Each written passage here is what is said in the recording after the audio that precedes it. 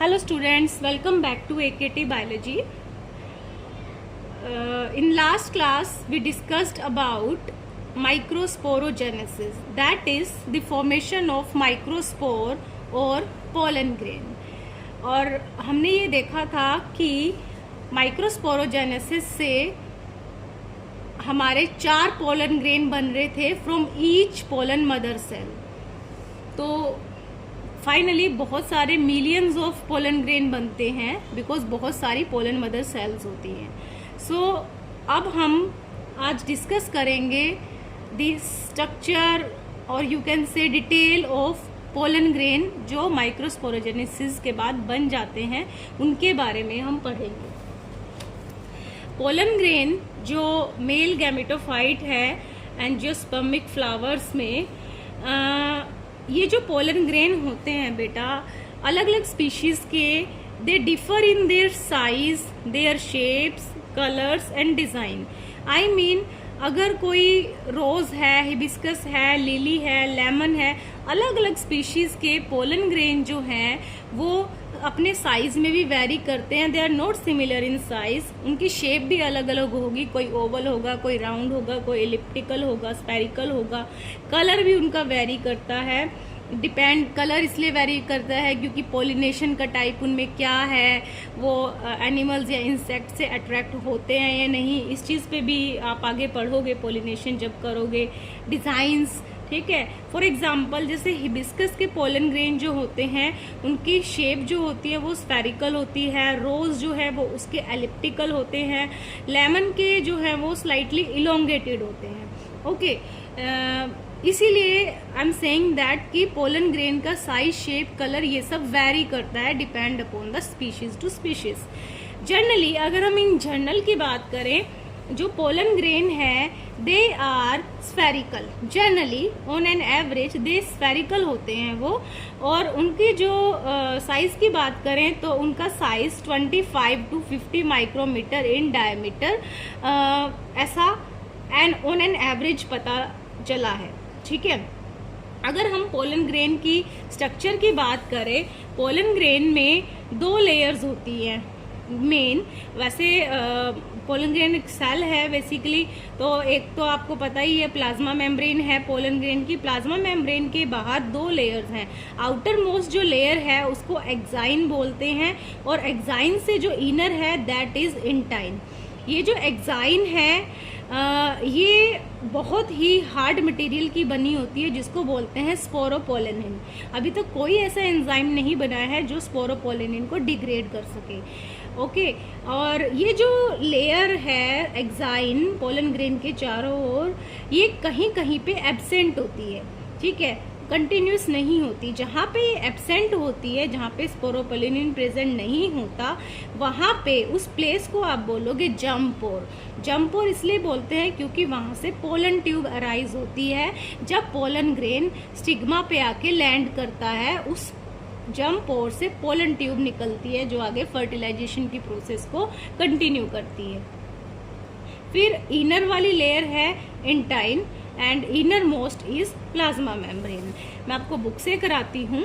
It has a prominent 2 layer wall, 2 layer wall हो गई है, exine and intine. Hard outer layer called exine made up of sporopollenin which is one of the most resistant organic material known। कि जो exine है वो hardest material की बनी होती है, बहुत रेजिस्टेंस मटेरियल होता है, that is sporopollenin. It can withstand high temperature, strong acid and alkali. मतलब पीएच चेंज भी हो, अगर बाहर टेम्परेचर भी हाई हो, तो इस चेंजिंग एनवायरनमेंट में, हाई टेम्परेचर में, किसी भी टाइप के एनवायरनमेंट में pollen grain because of this sporopollenin वो प्रिजर्व रह सकते हैं, वो डिग्रेड नहीं हो सकते। Pollen grain Exine has prominent aperture called jump pore where sporopollenin is absent। जैसे मैंने अभी बताया कि एक्साइन जो है वो चारों ओर स्पोरोपोलेनिन की प्रेजेंट होती है, पर जहाँ पे स्पोरोपोलेनिन एब्सेंट होता है वहाँ पे अपर्चर्स होते हैं, पोर्स होते हैं, उनको बोलोगे जम्प pore. Pollen grains are well preserve as fossil because of the presence of sporopollenin. Because जो पोलन ग्रेन है वो स्पोरोपोलेनिन के बने हैं, जो हार्डेस्ट मटेरियल है उसको तो कोई डिग्रेड नहीं कर सकता, इसीलिए उन्हें फॉसिल्स की तरह स्टोर करके भी रखा जा सकता है, प्रिजर्व भी किया जा सकता है। जैसे मनी रखने के लिए मनी बैंक होता है, सीड को स्टोर करके रखा जाता है सीड बैंक में, उसी तरह पोलन को स्टोर किया जाता है पोलन बैंक में। ठीक है, और ऐसा क्यों है कि पोलन ग्रेन की आउटर लेयर जो है इतने हार्ड मटेरियल से बनी होती है? इसका रीज़न ये है कि पोलन ग्रेन को आगे जाके पोलिनेशन करना होता है, इसको एक जगह से उठ के दूसरी जगह स्टिग्मा पे लैंड करना होता है, विंड के थ्रू, वाटर के थ्रू, किसी भी मोड के थ्रू जो हम पोलिनेशन वाले पार्ट में करेंगे, तो वो अपनी वायबिलिटी लॉस ना कर दे या वो डिग्रेड ना हो जाए, उसको प्रिजर्व रखने के लिए ये बाहर स्पोरोपोलेनिन से बनी होती है ये एक्साइन, इसकी लेयर। ठीक है, why do you think the exine should be hard? ये मैंने आपको बता दिया वो हार्ड क्यों होनी चाहिए, इसीलिए होनी चाहिए। And what is the function of जम्प पोर? जम्प पोर का यही फंक्शन है, जब पोलिनेशन होती है, पोलन ग्रेन आके स्टिग्मा पे लैंड करते हैं, तो पोलन ग्रेन के जो जम्प पोर है वहां से पोलन ट्यूब रिलीज होती है, जिसमें पोलन ग्रेन के अंदर 2 मेल गैमीट फिर वहां से ट्रांसफर होते हैं ओव्यूल की तरफ थ्रू पोलन ट्यूब, और फिर फर्टिलाइजेशन होती है, वो हम आगे करेंगे। उसके बाद है inner wall of the pollen grain is called intine. ये जो रेड कलर की आपको दिख रही है जस्ट एक्साइन के अंदर, ये इंटाइन होती है, ये कंटिन्यूअस होती है। It is a thin continuous layer made up of cellulose and pectin. ये कंटिन्यूअस होती है, इसमें कोई जम्प और नहीं होता, ये थिन होती है, पतली होती है, उसकी तरह इतनी हार्ड नहीं होती है एक्साइन की तरह, और ये यूजुअली सेलुलोज और पैक्टिन की बनी होती है। फिर अंदर जो है ये एक्साइन के तुरंत अंदर है प्लाज्मा मेम्ब्रेन, और उसके अंदर है साइटोप्लाज्म, जैसे एज यूजुअल हम पढ़ते हैं सेल के अंदर जो प्रेजेंट होता है। Cytoplasm of the plasma of pollen grain is surrounded by plasma membrane. When the pollen grain is mature, it contains 2 cells, vegetative cell and generative cell. Okay, अब अंदर की अगर हम बात करें, जो ये इसका साइटोप्लाज्म है ये 2 पार्ट में डिवाइड हो जाता है, बड़े वाला सेल और एक स्मॉल वाला सेल। जो लार्जर है उसको बोलोगे वेजिटेटिव सेल, स्मॉल वन जो है वो बड़े वाले के वेजिटेटिव सेल के साइटोप्लाज्म में फ्लोट करता है, उसको बोलते हैं जनरेटिव सेल। वेजिटेटिव सेल का जो फंक्शन है वो न्यूट्रिशन प्रोवाइड करना है। जनरेटिव सेल जैसे इसका ही नेम भी सजेस्ट कर रहा है, इट इज जनरेटिव। ओके, ये बाद में मेल गैमीट बनाती है। और बुक से अगर हम पढ़ें तो vegetative cell is bigger and has abundant food reserve and large irregularly shape nucleus. इसमें बड़ा न्यूक्लियस होता है, साइटोप्लाज्म भी ज़्यादा होता है, फूड मटेरियल भी ज़्यादा होता है, इररेगुलर शेप न्यूक्लियस होता है। उसके अलावा जनरेटिव सेल जो है वो स्मॉल है और वो फ्लोट करती है वेजिटेटिव सेल के साइटोप्लाज्म में। It is spindle shape with dense cytoplasm. Generative cell जो है वो स्पिंडल शेप की होती है, साइटोप्लाज्म डेंस होता है और एक इसमें न्यूक्लियस होता है। अब ये कहा जाता है कि 60% जो एंजियोस्पर्म है वो इस स्टेज पे शेड होते हैं, इसको बोलते हैं 2 सेल स्टेज।